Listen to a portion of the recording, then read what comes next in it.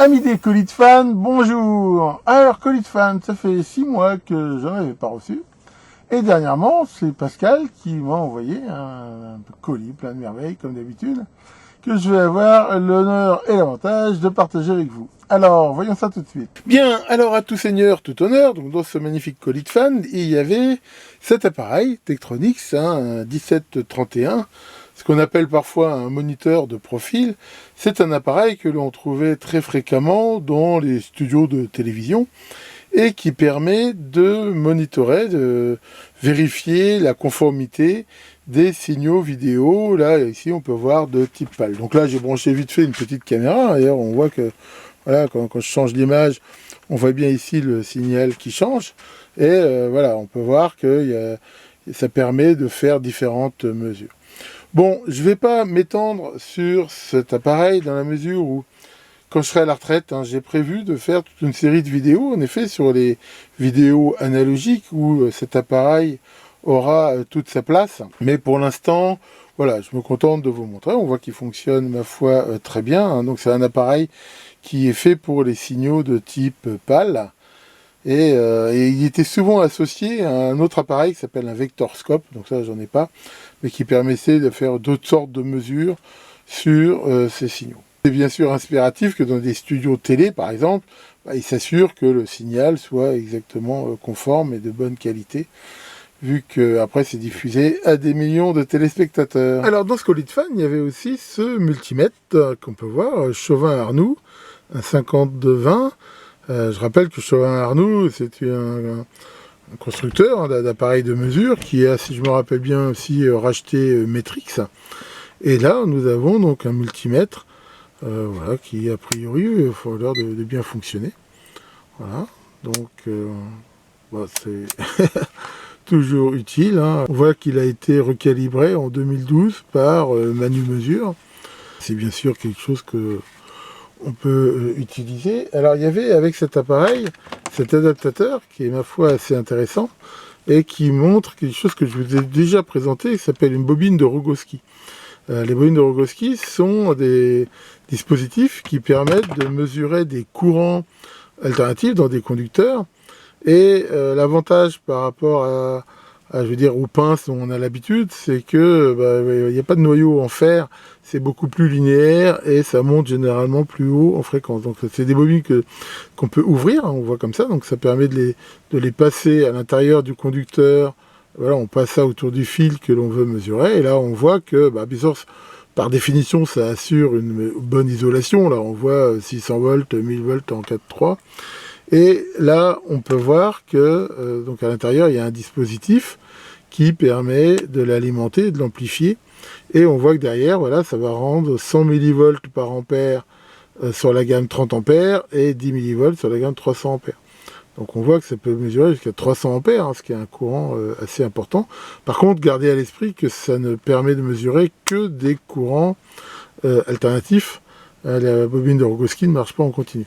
Et comme on peut le voir, c'est bien sûr étudié pour pouvoir se plugger directement, voilà, comme ça, dans le multimètre, et ce qui permet d'avoir sur le terrain la possibilité de mesurer ces courants alternatifs très facilement. Donc c'est ma foi une très bonne pioche, je veux dire. C'est bien sûr intéressant. Alors après, on peut sans doute le mettre sur d'autres multimètres. Je veux dire, c'est pas lié à ce multimètre-là, même si on voit qu'a priori, ça fait partie de la même gamme. Donc vraiment un très bel appareil. Ensuite, il y avait pas mal de composants. Donc on peut déjà voir ces résistances. Donc il y avoir le sachet, à mon avis, date déjà d'un petit peu, mais c'est pas pour ça qu'elles sont pas bonnes. Et là, on peut voir que c'est des 12,1 kΩ. 1%, et là on a ces résistances, voilà, sphères, des 100 ohms, quart de watt, et c'est aussi des 1%, et c'est sans doute, j'ai déjà utilisé ce genre de résistance, c'est des très très bonnes résistances, de très bonne qualité, voilà, sans doute bien meilleures que les trucs chinois qu'on utilise, donc là, voilà, il y a de quoi faire. Ensuite, il y avait toute cette boîte de circuits intégrés, voilà, des circuits intégrés comme ça, dans ce genre de boîtier. Là c'est des CD 4508, Alors les CD4508, si on regarde son datasheet, c'est un dual 4 bits verrou à 3 états. Alors un latch, alors les latches en gros c'est un système de bascule, hein, je vous en ai déjà parlé, qui dans le cas ici c'est ce qu'on appelle des latches transparents. En gros il faut le voir où sur 4 bits, donc 4 fils on va dire, qui ont des signaux digitaux, les signaux soit traversent librement, en fait c'est comme si le circuit n'était pas là, et à un moment donné, grâce à un état qu'on peut mettre sur une entrée de commande, et ben, en gros ils se mémorisent là où ils étaient à ce moment-là. Donc c'est pour ça qu'on les appelle transparents, c'est-à-dire qu'ils ne fonctionnent pas sur un front montant comme certaines bascules, mais en gros on peut les voir comme un système qui soit laisse passer les infos telles qu'elles sont, soit à un instant donné les verrouille dans l'état où elles sont. Donc c'est un circuit assez important parce que il y a 2 latches 4 bits, donc chaque latch a 4 entrées, 4 sorties, une broche de commande, plus les alimentations, et en même temps, je vous ai expliqué il n'y a pas longtemps ce qu'étaient les sorties 3 états, et ceux-ci donc ont aussi cette possibilité. Donc ça peut avoir pas mal d'utilisation. On retrouve par exemple ces latches dans les DCAD. Je rappelle qu'on fait un fréquence-mètre qui va par exemple compter le nombre d'impulsions par seconde pour avoir la fréquence. C'est pas très pratique si pendant ce temps-là on voit les afficheurs. Donc c'est là qu'on va typiquement utiliser ce genre de latch, c'est-à-dire qu'on mémorise la dernière mesure, derrière il compte, quand il a fini de compter, toc, on les remet ici dans le latch.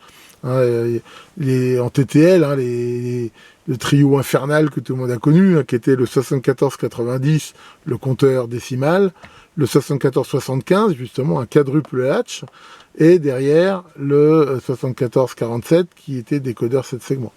Voilà, avec ça, on a fait des pléthores de compteurs, fréquence-mètre, voltmètre, et j'en passe. Donc là, c'est pareil, il a vu le nombre de circuits, je pense que je sais pas si j'utiliserai ça de toute ma vie. Et il y avait aussi différents échantillons. Alors ça, c'est aussi intéressant. Comme on peut le voir, c'est des petits condensateurs CMS, des petits condensateurs variables. Alors ça, c'est intéressant, j'en avais pas en plus. Voilà, alors on peut voir que c'est pas gros et assez fragile. Mais voilà, si on regarde dans ma main, là, c'est... Alors je les ai mesurés, hein, ça varie environ de 4 à 8 picots, d'après ce que j'ai pu voir. Et voilà, donc ça peut être utilisé pour partout où on peut avoir besoin d'un petit condensateur variable, avec bien sûr, c'est pas une énorme variation de capacité. Ensuite, on a ces régulateurs. Donc là, on voit qu'ils sont en SMD. Je rappelle que ces trucs-là, c'est très souvent livré dans ces espèces de bandes là, qui sont acceptables par les machines qu'on appelle pick and place. On voit que grâce aux petits picots d'entraînement, il y a des moteurs qui peuvent les faire avancer. Et derrière, voilà, on enlève, ça décolle le support ici, et il y a des systèmes, Ventouse souvent, qui viennent les prendre et les placer automatiquement. Et là, c'est des LM1085 qui sont des séries de régulateurs linéaires qu'on appelle LDO, Low Drop Output. Ça veut dire que, contrairement par exemple à un 7805 standard qui a besoin entre 2 et 3 volts minimum entre l'entrée et la sortie pour fonctionner, ceci fonctionne à des différences beaucoup plus faibles, de l'ordre de 0,6 volts à peu près. C'est-à-dire que là, pour avoir 5 volts en sortie, je peux me permettre d'avoir, on va dire, avec 6 volts en entrée, il fonctionnera très bien, ce qui n'est pas le cas d'un 7805.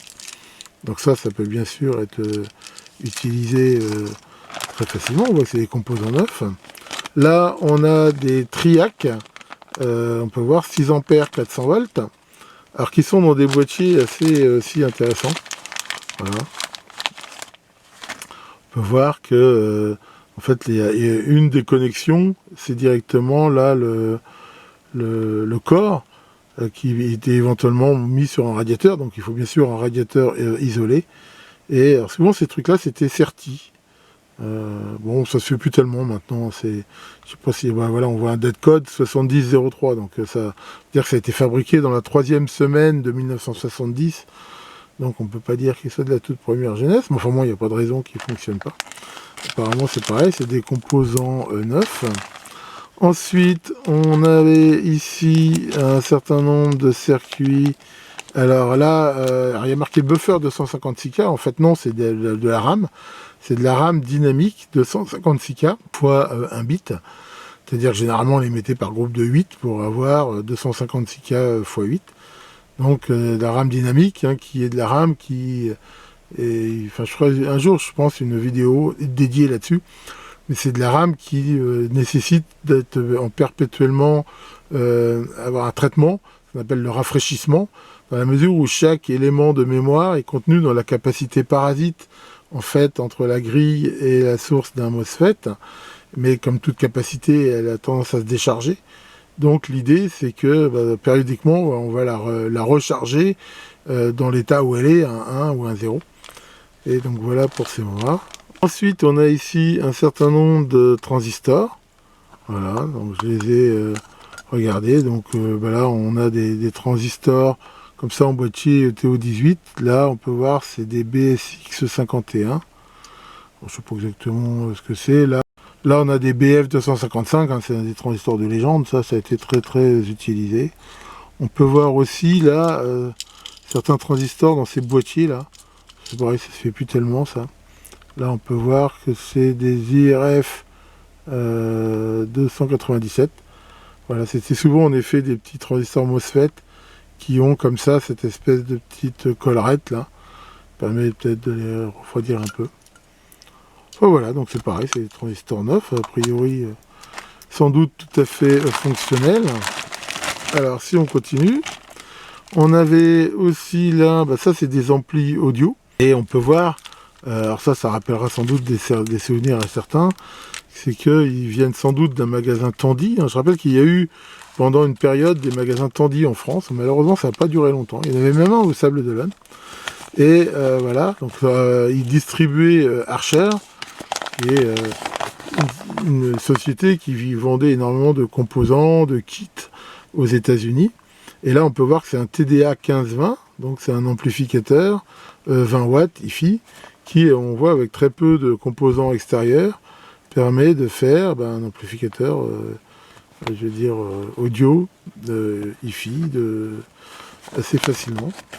Donc là, pareil, on peut voir que c'est des circuits neufs, donc pareil, Archer c'est assez vieux, mais là c'est pareil, hein, si on regarde le date code, on voit qu'il date de 88. Donc voilà, ils sont vieux mais pas obsolètes, comme dirait le Terminator. Là on a les TDA 2003, donc ça c'est pareil, hein, c'est des amplis BF qu'on trouvait très souvent dans les autoradios par exemple, c'est assez connu. Là nous avons des FT5754, alors ça c'est des circuits qui est aussi utilisé dans le temps. Alors c'est pas des amplis EBF, c'est des quadruples Darlington qui permettent donc de commuter jusqu'à 4 charges, 100 volts, 3 ampères. Et donc on retrouvait ça très souvent par exemple pour piloter des moteurs pas à pas unipolaires, des têtes d'impression d'imprimante à aiguille, des trucs comme ça. Et en plus il y a des diodes de protection dedans. Donc ça c'est aussi intéressant. Là, on retrouve un L295, c'est un circuit qui n'est pas très courant, qui était spécialement étudié pour piloter des charges inductives, par exemple des électroaimants, des choses comme ça.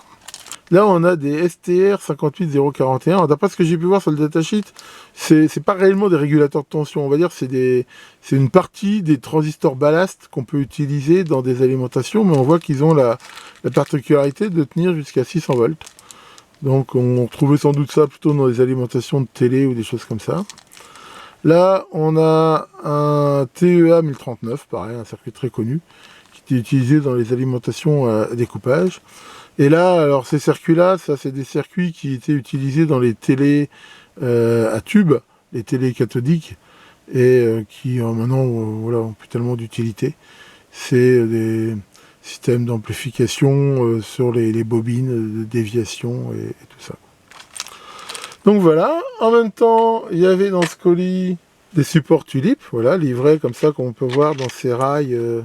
Alors il est un petit peu collé le caoutchouc là, on va le décoller, c'est pas grave, tac.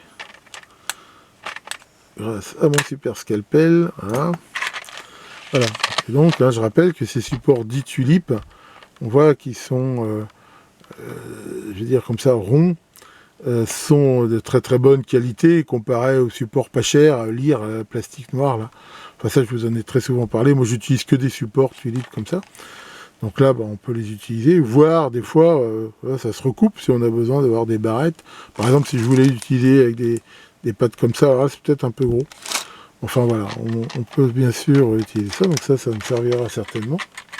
Donc après, il y a ces relais là, donc, qui sont des relais Reed, qui ont l'avantage d'être, c'est-à-dire au même pas que les circuits intégrés DIL 14-16, hein, tous ces circuits-là, et alors il y a différents types avec différents types de contacts, mais ils sont compatibles TTL. C'est-à-dire qu'ils consomment tellement peu de courant qu'on peut les commander avec la TTL. Alors ça, en France, c'est la société Celduc qui en fabriquait énormément. Hein. D'ailleurs, on les appelait souvent des Celduc, nous, mais là on voit que c'est une autre marque, hein, c'est CP Clair qui fait ça. Et ça, c'est des relais qui, alors bien sûr, commutent pas des fortes puissances, c'est pour des petits signaux. Mais alors ça, dans mes conceptions, j'en ai utilisé des wagons. Et on peut faire tout ce qu'on veut avec des relais statiques, des FET, tout ce qu'on veut. Dans certains cas, il n'y a rien qui vaut un bon contact de relais.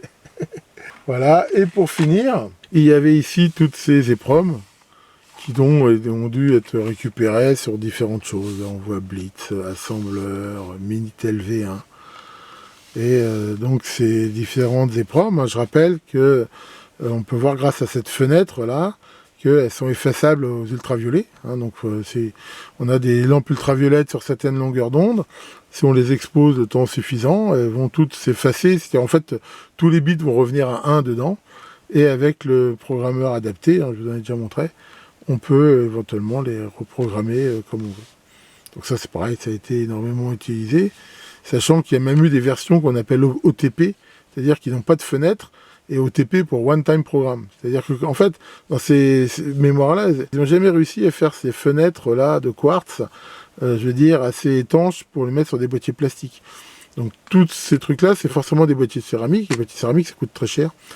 Donc en gros, c'est pour ça que ces mémoires ont toujours eu un coût assez important. Les OTP sont dans des boîtiers plastiques standards, mais bien sûr, le prix à payer, c'est qu'on ne peut pas les reprogrammer. Mais d'un autre côté, j'ai fait des tas de systèmes où on les a programmés une fois et on les a plus jamais reprogrammés. Donc les OTP sont bien sûr tout à fait utilisables.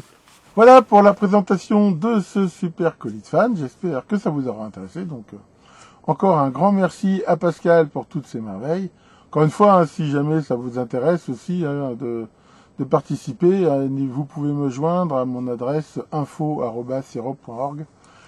Tiens, Maurice, ça va, Maurice, qu'est-ce que tu fais? Tu es en train de lire. Ah, bah, c'est bien, et alors, t'apprends plein de trucs. Par exemple, t'as appris qu'à chaque fois que tu respirais, il y avait un mec qui mourait dans le monde. Ouais, tu devrais peut-être changer de dentifrice. Que Top Synchro, le roi de la vidéo, fasse de belles images, et à très bientôt pour de nouvelles vidéos.